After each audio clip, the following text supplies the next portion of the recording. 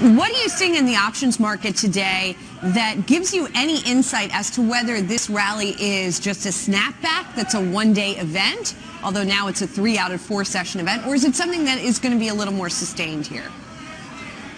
Yeah, I think it's more of a snapback rally. Actually, yesterday kind of gave a tell to today. Yesterday, we didn't see that VIX explode to the upside like we normally would on that kind of sell-off. Today, we're not seeing the VIX come down like we normally would on this kind of rally. So I think everyone position squaring, but really not adding to positions for this rally. So I think it'll kind of be range-bound till further notice. We might need that kind of big breakthrough, that 1880 support that held, before people really get nervous.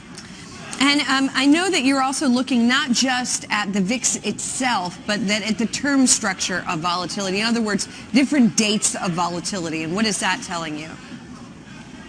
Yeah, absolutely. That's kind of the same thing that we saw with the VIX generally. Yesterday, we normally see that term structure really steepen with short-term implied volatility jumping up big compared to longer term. It really didn't do that, and today it really hasn't reverted back that much. So a lot of somewhat complacency in the options market here, giving the sell-off and given that we're going into earnings season. So I think it's probably going to meander around here is what the options guys are saying. Okay, so you are looking at a trade on the SPY here going into this earnings season.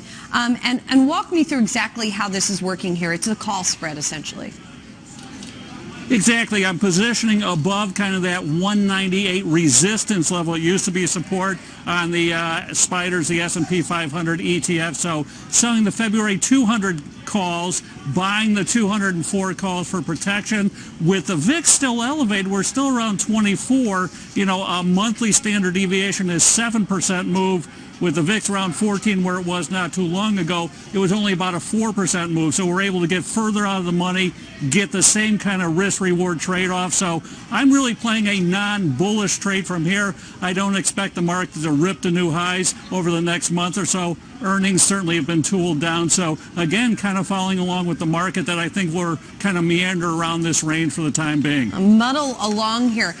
Why don't you think, or how big a risk is it, I should say, to this view that earnings is going to be a positive catalyst for stocks?